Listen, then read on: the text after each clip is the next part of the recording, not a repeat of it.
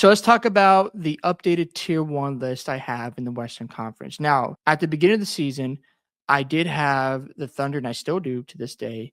I have the Nuggets, the Timberwolves, and I still have Minnesota that I understand. They've had their ups and downs. They've looked disinterested at times at certain games. But in my personal opinion, you make back to back Western Conference finals, and I'm going to give them the benefit of the doubt. I had Houston to start the season. I don't believe in them anymore. They have been disappointing in close games, and I don't think Kevin Durant can carry that offense in the playoffs. And then you look at the Lakers, they've had a recent surge, but I still don't trust their defense. I don't think they get enough stops, and I don't think they're going to beat teams like OKC, like a Denver and Minnesota. A team that's entered the tier one conversation has obviously been the San Antonio Spurs. When I looked at the Spurs to start the season, I thought, you know what, a play-in spot or the bottom of the Western Conference seeding would be realistic, but they have exceeded those expectations because we understand when it comes to a young team, it can be hard to predict. They can take that leap or they can battle for a playoff spot. So for San Antonio, they are in that list. But I want to first talk about the defending champs, Oklahoma City Thunder. Look, the Oklahoma City Thunder have been the number one seed out west the last 3 seasons. That is very impressive to me. When you look at sustainability and building good habits, OKC is the standard. And I understand why people still have them as the odds on favorites to win the championship. SGA is the clear MVP. I know Luca has been torching and been on fire, but SGA has dealt with adversity. Jalen Williams has been in and out of the lineup. Isaiah Hartenstein has some injuries. Caruso has been injured at times. So he's been dealing with a roster that hasn't been fully healthy this year. And you're still 57-15. You still have the number one net rating in the NBA. You've got the number one defensive rating in the NBA. Your offensive rating is taking a dip. It's at 7th. But to me, OKC is still the standard, and they are definitely at the top of the list when it comes to contenders. The next team I have on my tier one contenders list is going to be the San Antonio Spurs. They are 54-18. They have now won 6 in a row at the time of this recording. And Wembanyama, what else can you say about the guy? He's going to be the best player in the NBA in the next 2 to 3 seasons. He'll be the best international player we're ever going to see. Yes, he's going to be better than Luka Doncic. I just believe in his talent, his ceiling. And when it comes to how things are going to translate for San Antonio in the playoffs, yes, you can argue the experience factor, but I do believe the defense will translate to the playoffs. Wemby is a phenomenal rim protector. They've got great guys who can guard in space. Fox has been the playoffs. I know he hasn't made a deep playoff run, but he's been there, and I think he can steady the ship. And the Spurs just have a lot of talent. OKC in their first rodeo when they got to the playoffs, they got the second round. So I do think the Spurs, if they match up with the Lakers, because if the season were to end today, they would meet them in the second round should they advance both of them. But I would take the Spurs over the Lakers because I just believe in their depth and talent. And I think San Antonio is legit. You look at the net rating for the Spurs, they're 4th in the NBA, defensive rating the 3rd, offensive rating the 4th. So this is a legit contender to me. And that's why I have them in the tier one list. They are just phenomenal. Stephon Castle, Dylan Harper, who I think could be a top 10 NBA player someday. That's my ceiling for him. He is that good, in my opinion. But we'll see how that all translates. But San Antonio is just phenomenal, and I think they deserve to be in this conversation. The next team I have on my list is going to be the Denver Nuggets. I know they're 4th in the West, and they've had some rough stretches, but we understand that Gordon has had injuries.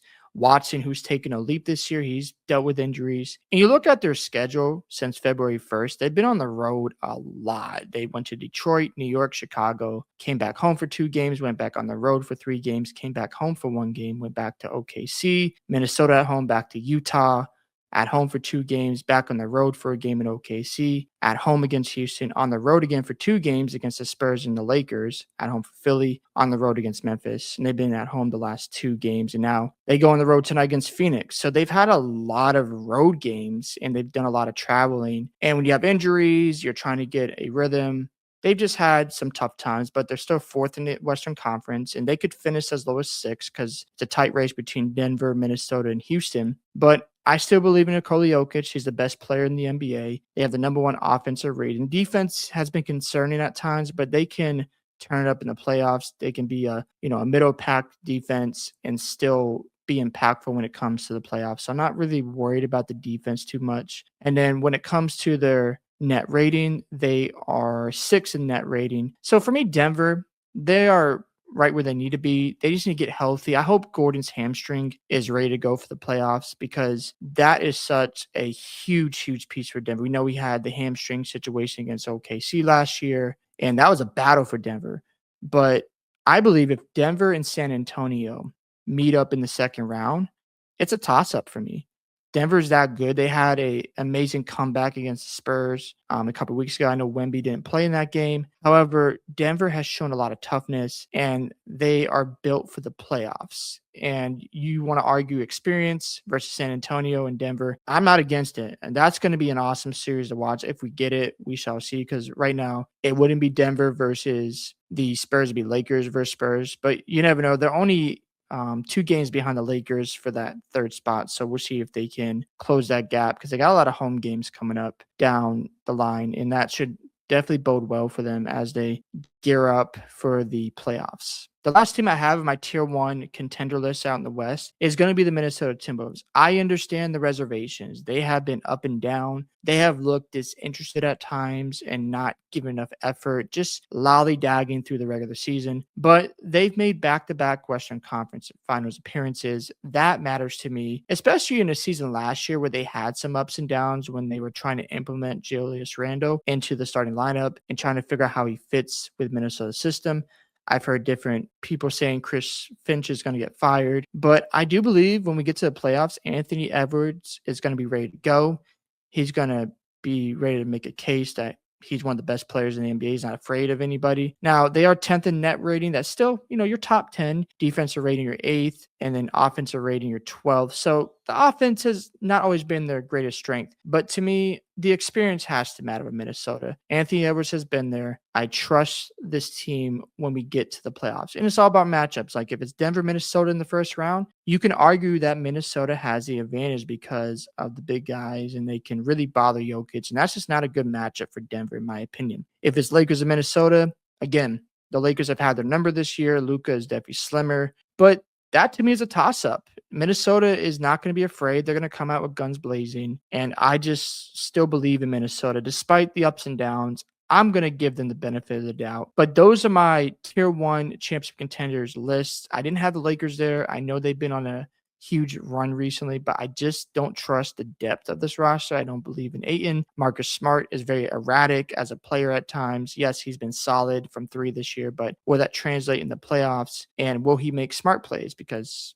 he's had moments where you're like, what are you doing, Marcus Smart? And then you have the Rockets. I don't trust them at all. They don't show up in clutch situations. And can that change in the playoffs? Sure, but I just don't believe in them at this point. I had them as a tier one contender to start the season, but I'm just backing off that take. So hope you guys enjoyed my thoughts with my list about the tier one contenders out west. Do you agree or disagree? We'd love to hear your tier one list. Don't forget to like and subscribe to the channel, and I'll catch you on the next one. Peace.